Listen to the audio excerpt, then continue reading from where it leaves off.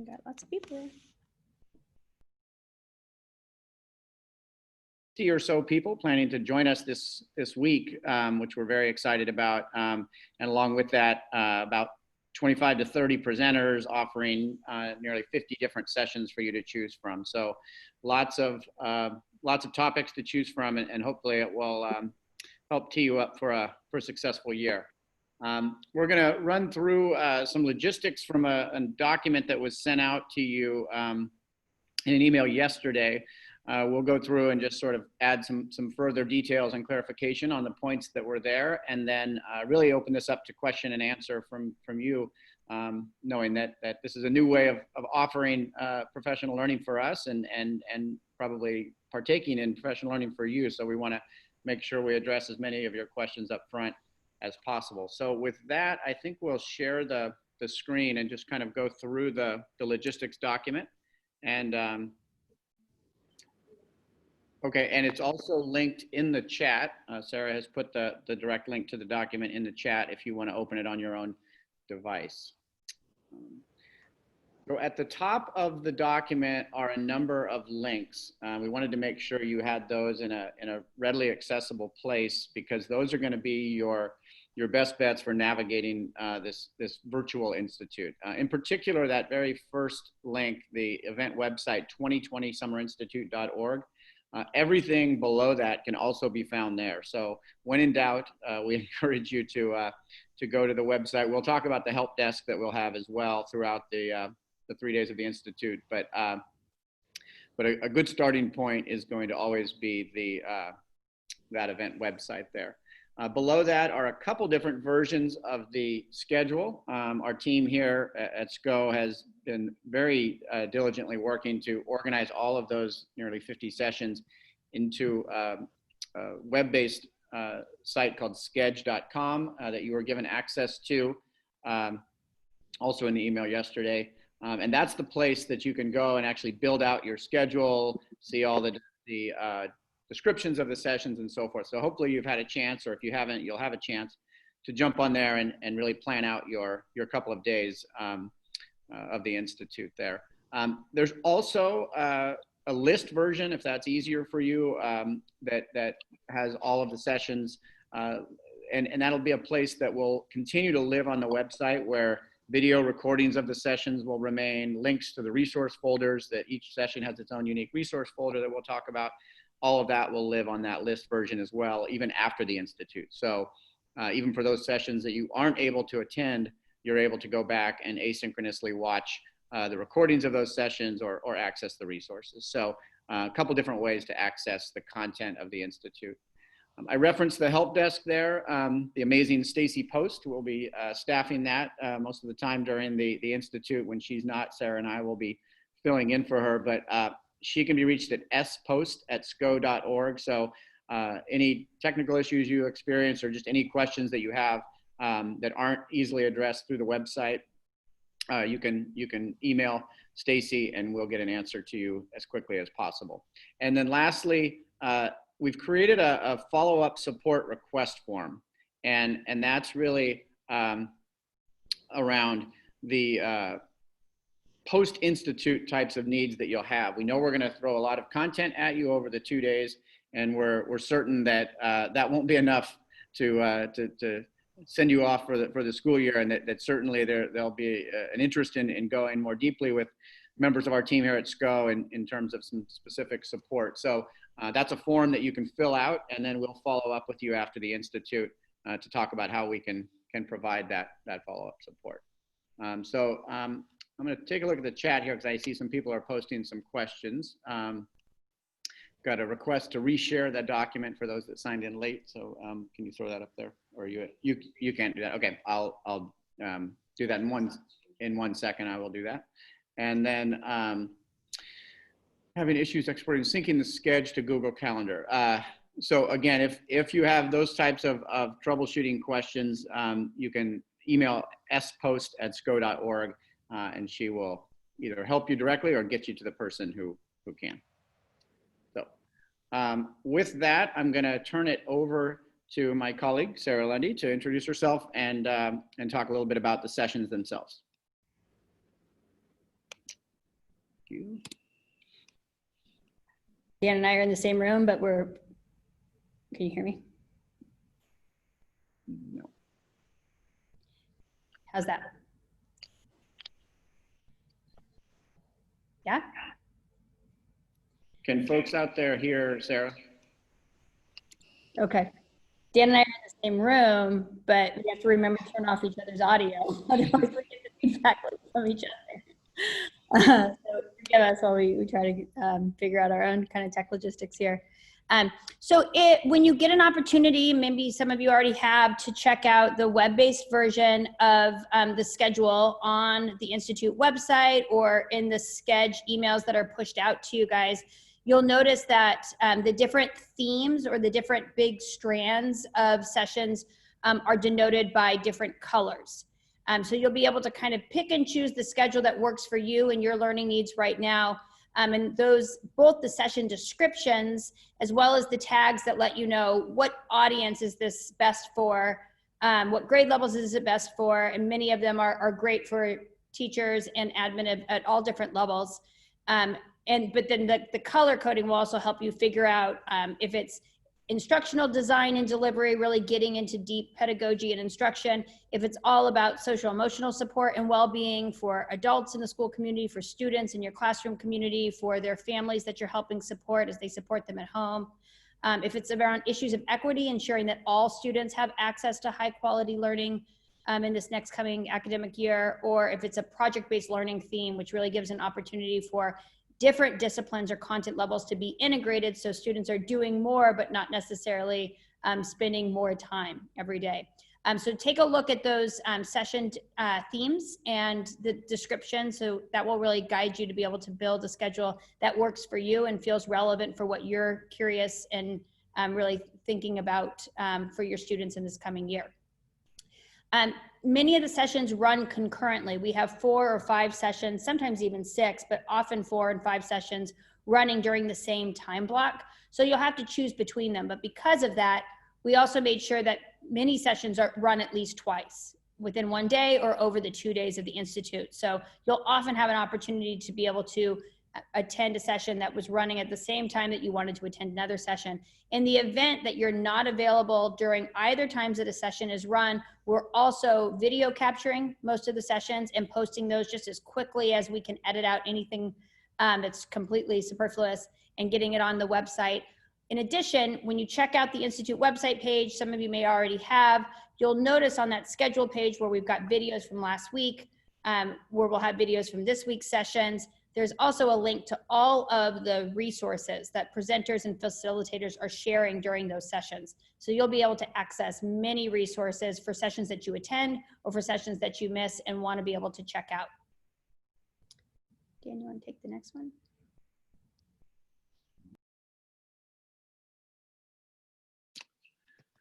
All right. So you'll notice, as Sarah mentioned, we are recording most sessions. Some of our presenters, because of the nature of the session itself, the topic, or the format of it, it doesn't lend itself to a recording. So in a few instances, you'll see on the schedule, it will list this session will not be recorded, and you'll see that in the schedule. But for all other sessions, they will be. So we just want you to know that those will be posted on the internet. So by participating in the Institute, you're giving us permission to post your image on the internet. If you don't want that to be the case, you can leave your video off and or access the sessions with audio only by phone. We do give that option as well in the schedule. One thing we will say that we experienced in the first week of the Institute is that when most or nearly all of the attendees have their video off, it does make it harder for that interaction with presenters. So just understand that by turning your video off, it is a little harder for them to sort of read the room and to interact with attendees. So we encourage you to leave the video on, but we also understand if for any reasons you don't want to do that.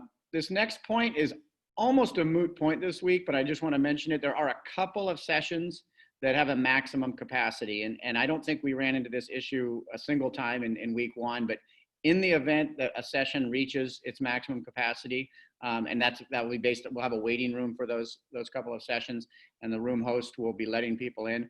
We would shut the room down at that point. So just want you to be aware of that. Again, that's noted in the schedule, and it's something that is unlikely to happen, but definitely possible. And again, if it does, those sessions will be recorded and you can watch them at a later time. Very importantly, and this is really more for presenters, but we just want you to know why sessions may end, even though there's conversation going on and that type of thing. But sessions need to start and end on time. We have on each day, Wednesday and Thursday, there are 5 blocks of time with a small buffer of time in between those. And our room hosts need to go to start new meetings for the next round of sessions. And so they really do need to end on time. In a bit, we'll talk about a couple different ways that if you're in a conversation, either with a presenter or with other attendees in a session, and you want to continue that conversation, we've set up some virtual teachers lounges that you can go to and drop in. Those are open at all times for drop in. So, but we won't be able to leave the session itself open because the room host will need to move on to their next session. With that, I'll turn it back over to Sarah. And in a related vein to that, we really want the Institute to work for you. So if you go to a session and you were picking between a couple and you get in there in the first few minutes, you realize, oh, this is not exactly what I thought it was going to be. We really want you to be able to leave that session and go to one that better fits your needs. So please know that that's an option for you. That's something that we want to keep flexible. Also, if you can refrain from joining a session more than 15 minutes after it started, given the nature of a lot of the content that we're dealing with, that's just a courtesy to the presenters and to the other participants. So feel free to get into a session and change if it doesn't feel like the right fit for you. And also just try to observe that 15-minute window if it's possible. One thing that you probably are very familiar with, both as a teacher and from the student experience after our COVID spring quarter, is Zoom fatigue is real. So we know that we have really tried to bring an abundance of sessions on topics that people have said, this is what's most important to me, this is the most important for my students and my colleagues and the families that we're collaborating with and supporting. And you're not going to be able to have a great learning experience if we keep you on Zoom for multiple hours in a row. So take care of yourself and pick the sessions that are most important for you to attend. And if you're feeling like you're getting Zoom fatigue or you need a break between sessions and that 15 minutes is not long enough, then please feel free to sit a block of time out and come back when you're refreshed. And know that, as Dan mentioned earlier, we can put you in touch with the presenters, the facilitators. We can provide those resources. There's lots that will be available to you on the website. So we want everyone to have a really powerful learning experience. And part of that means just knowing if you're getting some Zoom fatigue that you might not be able to attend from 8:30 to 3 every day.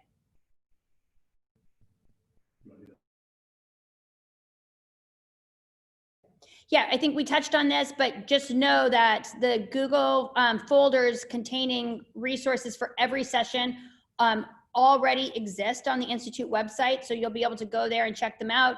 Many of your presenters are adding resources. They'll be adapting based on how the session unfolds. So that's a resource that you can check back throughout the course of the next 2 days and also in the coming weeks as you start a new school year. So all of those are on the website, and many of the presenters did a great job of also linking them in the chat. But you want to be able to make sure you know where to go and let us know if you don't know where to go so you can continue to access all the resources associated with sessions you attend or with sessions that you didn't get to attend, but you want to check out some of the materials provided by the presenters.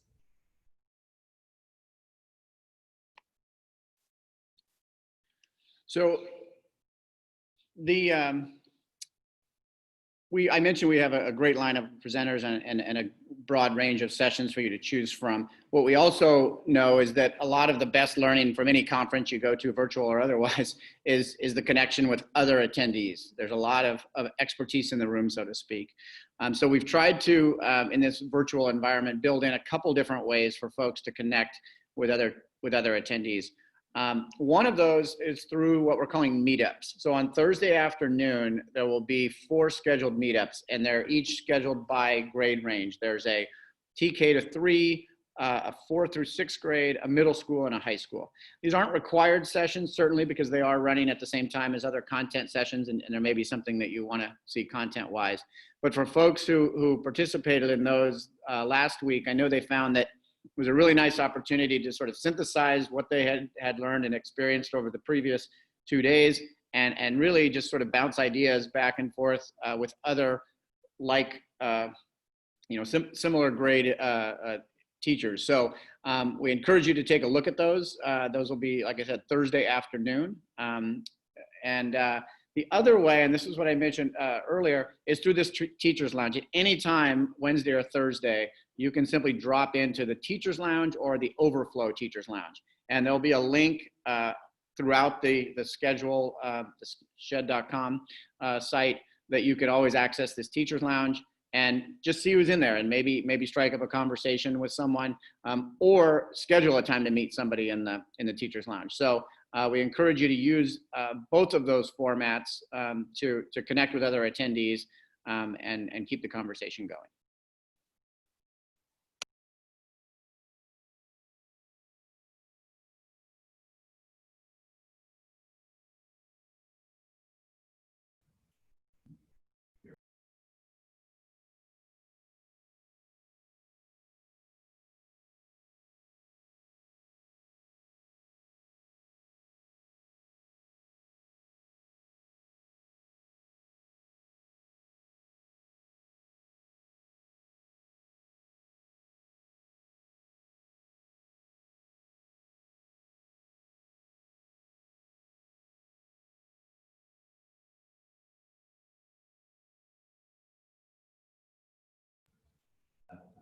The whole time.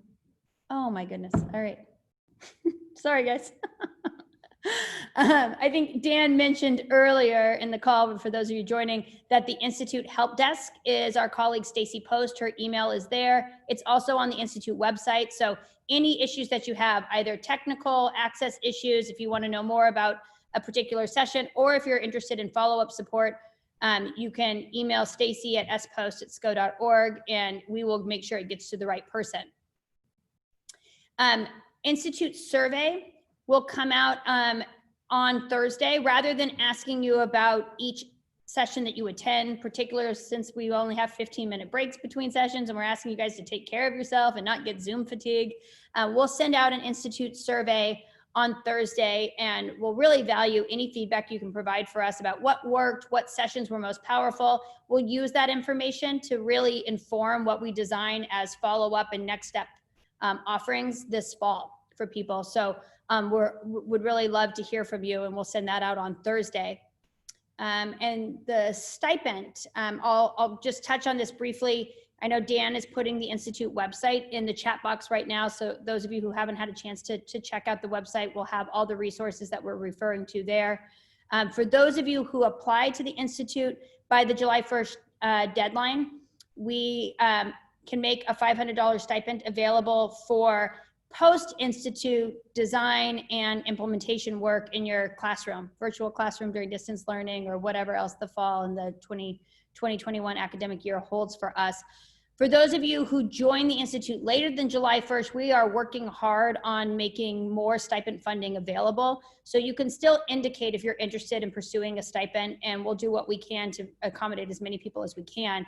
Lots of information about which options for design, collaboration, and implementation you have. If you choose to pursue a stipend after the Institute, you can check out the stipend guideline page on the Institute website, and certainly follow up with the help desk or the post-Institute survey support request if you want any more information about the stipend.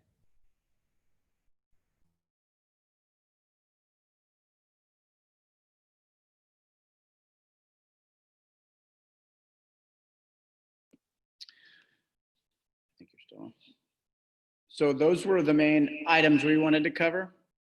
And we now just open it up with the remaining time we have for any questions specifically that you have. And if you don't have any questions at this point, if you feel like you've got a pretty good handle on how to navigate the next couple of days, then you're more than welcome to drop off. Sarah and I will stick around certainly and answer questions as long as needed. For those of you that are going to leave us at this time, we look forward to seeing you at 3 o'clock today with our kickoff session. We're excited to have Greg Baer, founder of Remake Learning in Pittsburgh, Pennsylvania, doing a keynote presentation for us at that time. So we'll open it up now to questions. You can either, I see Jenna has raised her hand, so we'll go ahead and take a question there, or you can put them in the chat as well, either way. So Jenna, your question? Hi. So instead of typing, I just seemed long-winded to type. One of the sessions I was interested in is kind of looks like a three-parter, the PBL, what is community? And so I was just kind of mapping out my schedule, and I want to attend the session that's not being recorded, during the, I think it's the intro to the PBL. So my question is, if I then choose to do the, I think it's 1245 is the part 2, it's the integrating PBL. Am I going to kind of be behind if I haven't had the intro? I mean, how crucial is doing those 3 sessions? It's pretty, that intro session in particular is pretty important, but I will say that because those sessions were offered this past week in week 1, one option there would be to, at some point between now and that 1245 session where they're going to do part 2, right, you could watch the recorded version. That one was recorded last week. And that would give you the sort of foundational pieces of the project and that. I think you would probably get a lot more out of the sessions 2 and 3 if you did that. Okay. That being said, you don't have to do it that way, but that would be my recommendation. So it is available now to watch part 1 from last week? It is, and Sarah just said she'll just go ahead and send it directly. But yeah, all of the sessions from week 1, or nearly all, we have about 5 more videos that still need to be posted, but a little bit editing and then posting. But most of those videos are from week 1 are already up there, so you could just find that part 1 of that introductory session and watch that. Okay, thank you. Other questions that people have? Again, you can either shout them out or put them in the chat. Either one is fine.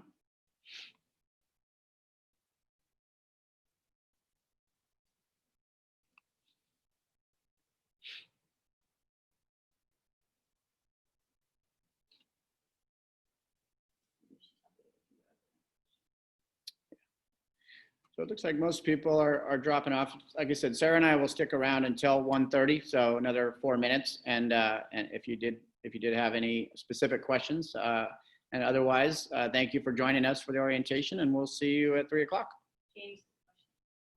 James, yeah.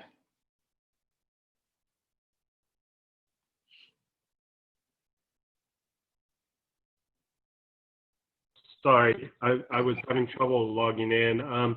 So where do I find other Zoom links? Sarah sent this link to me to be able to attend this, but I was stumbling through the website pages and was having a hard time actually finding the link for the different events. So Sarah's going to link the schedule, put the schedule link directly in the chat right now for you, James.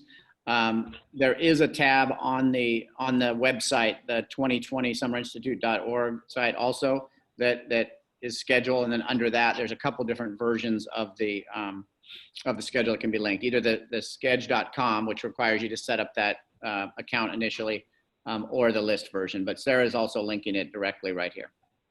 Okay, thank you. Sure. And James, if you have a problem after you try to access it, just feel free to email our help desk and we can resend Schedge so you can create a username and password, or you can access it through one of the other formats we have on the website. Awesome, thank you. Any other questions? Yeah, John wants to know if the keynote is the same at 3 o'clock or if it's different from last week. No, it's a different presenter. This gentleman's name is Greg Baer, and he's from Pittsburgh, Pennsylvania. He's the founder and co-chair of a network they have there called Remake Learning. and pretty amazing network of early childhood education, K-12 education, higher ed, community groups, and he's going to kind of share the way that they've really supported youth really over the last 13 years, and now how they're having to sort of pivot once again during this latest disruption.